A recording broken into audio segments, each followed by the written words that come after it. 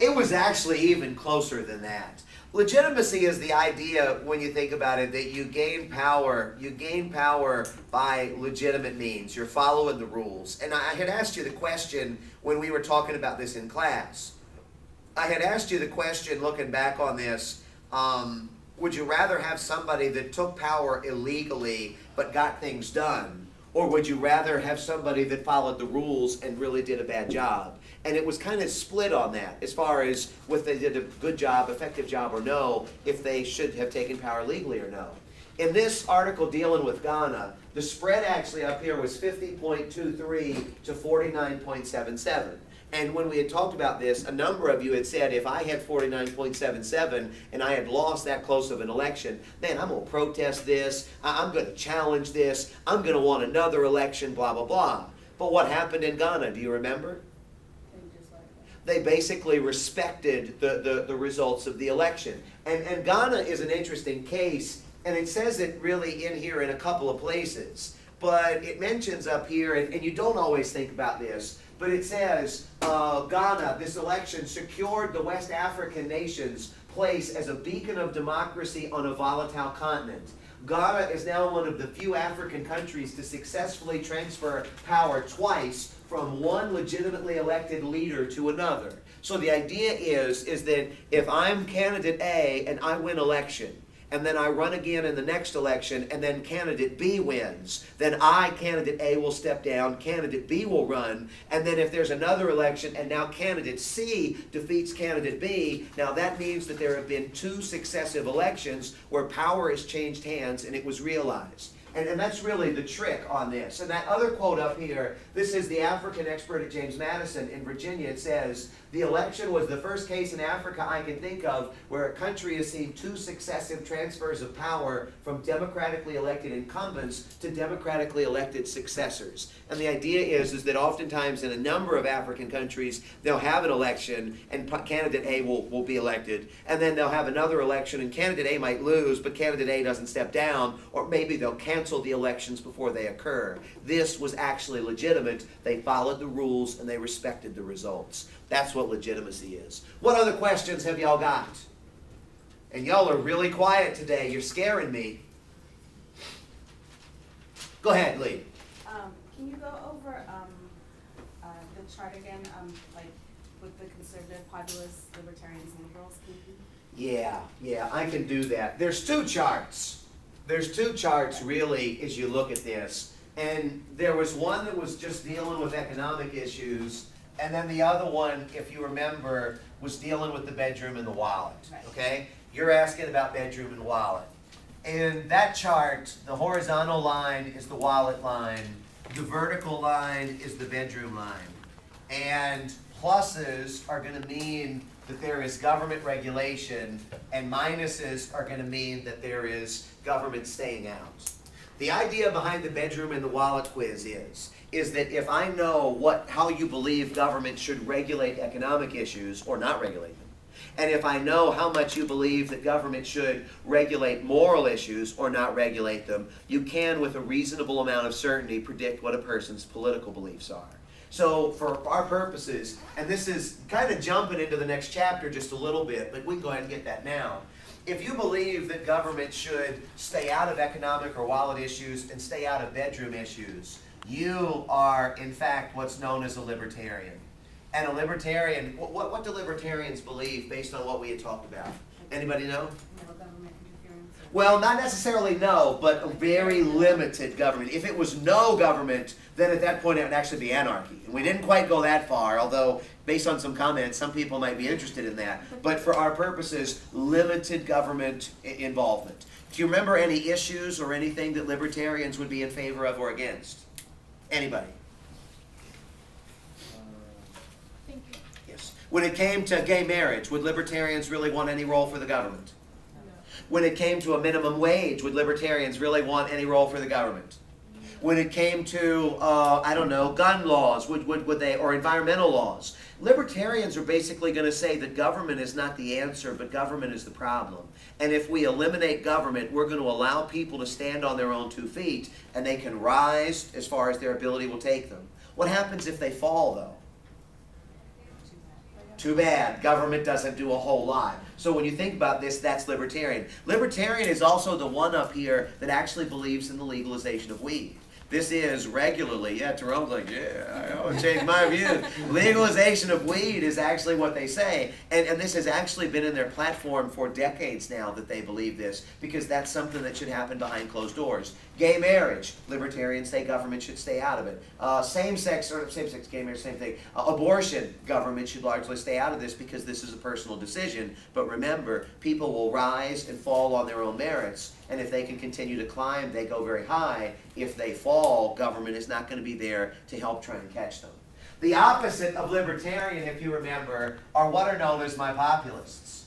And populists believe that government is there to help Joe and Jane Sixpack so that they can actually overcome other potential issues. So when you think about populists, they're going to believe that government should regulate economic issues because people can't make good decisions on their own. They're going to believe that government should regulate moral issues because government can make better decisions than people can make on their own. So when you think about this, populists are going to believe in redistributing money, taking from the rich and giving to the poor. Populists are going to believe in regulating business and minimum wages and things like this because Joe and Jane Sixpack can't do these things on their own. Populists are going to believe in school prayer. They're going to believe in, when you think about it, no same-sex marriage. They're going to want to strongly regulate abortion because the idea is that we can make better decisions for people than people can make for themselves in all categories. Now, who was the populist? Who had the control issues in the different classes? Yeah, you were really bad in both, Catherine. So if you get a question, who's most likely to be a dictator? Catherine's probably the answer in the 11 o'clock. Was that you? Yeah, you're the editor. And that actually makes perfect sense to me that you would have control issues because your job is just to go correct everybody else, right? Yeah, so it makes sense. Nurses are pretty bad about this too. Because when you think about it, nurses are always telling you, take the pills, take the pills, take the pills, take the pills. There's no discussion with the nurses. And nurses oftentimes have some control issues. And we could go on and on with this. The other one up here, liberals, in the bottom corner down here. Liberals are going to believe in regulating the wallet or economic issues. Liberals are also going to believe in staying out of moral issues. So when you think about it, liberals are kind of a mix in between being a libertarian and a populist. Liberals are going to believe that we should Robin Hood or take from the rich to give to the poor. We shouldn't have too few people with too much, but we need to make sure that as many people as possible have what it is that they need. Liberals are going to believe that same-sex marriage is a choice for the individual and government should empower them to be able to make that choice. Abortion is a choice for the individual and government should empower them. Some liberals will believe in the legalization of weed. Not all of them, but some of them will because that's staying out of bedroom issues, of moral issues. When it comes to economics, liberals are going to believe a little bit more that we do sometimes need to spend money because government can make better decisions than people can for themselves. We do maybe need to have a taxation system where it's not everybody that's taxed the same, but people that earn the most should pay the most taxes. This kind of a thing. And then the opposite of that, of course, are what are known as my conservatives. And conservatives are going to believe that government should regulate regulate the moral issues, but stay out of the economic ones. So same-sex marriage, school, prayer, abortion, regulation, regulation, regulation, maybe even requirement. But when it comes to money, I should be allowed to earn what I keep and keep what I earn, as opposed to I should earn what I earn and then have to pay it to somebody else so that they can live because they should earn their own too. That's really the gist of it. Go ahead, Lee. Sorry, you said the populists are like anti-abortion and anti-gay marriage? No, they're going to believe in regulating. They're going to believe in regulating those things. So populists are there, and their argument is I think so. Yeah, they're going to believe in regulating it, so yeah, they would be against it. I'm sorry. Oh, and like would this soda article be a good example of populists? When you look at these, yeah, let's go through the articles, and let's take it with the populists first, because we had a series of populist articles, didn't we? One of them was the soda article. What do you remember about the soda article? They wanted to ban the super big Who sodas. wanted to ban it?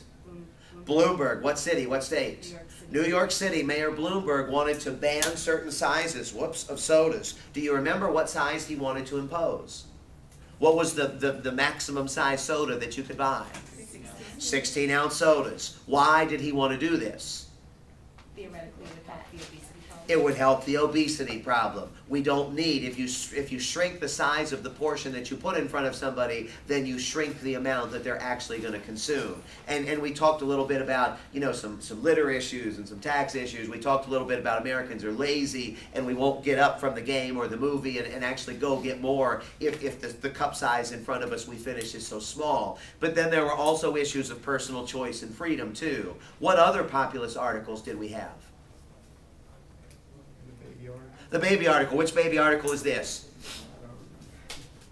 Do you remember one of the characters from the baby article? It was the baby was the son of a sex offender, a certified Wolfhawk. right? Wolfhawk was the man that 2 decades before had gotten convicted of, I believe it was sodomy, and basically he had done this with teenage girls over 2 decades before.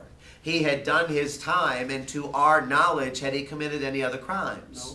No, to our knowledge that he hadn't. What was it that began to change things very quickly in the fine Commonwealth of Pennsylvania for Wolfhawk?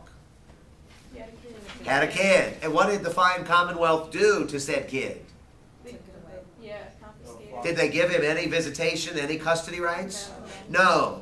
Fine state of Pennsylvania said, and when you think about a populist, populists are going to believe that government can make better decisions for people than people can make for themselves. We've got to protect people. And in this instance, Pennsylvania basically said, we've got a newborn child born into the home of a double sex offender.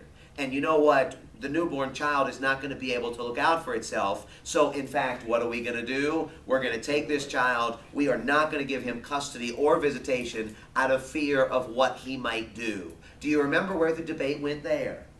From there? Anybody?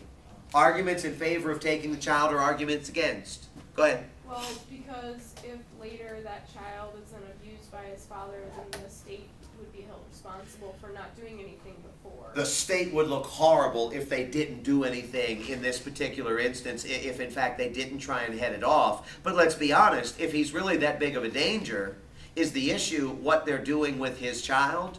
Or is the issue he shouldn't be out of jail in the first place? And that was some other things. I mean, he's been clean for decades. How can we punish him before he's done anything wrong? Did you want to say something? No. Anybody else with this? Go ahead, Mo. And was it also that he had separated from the wife, and the wife was... What was the story with the mother? Yes. She was a drug addict? She was a drug addict. Did she get custody? No. No. Did she get visitation? Yes. Yes, she did. It's interesting. They viewed the current drug abuser as being somebody that would be better qualified for visitation than somebody who had not committed his crime or repeated his crime over the course of decades before.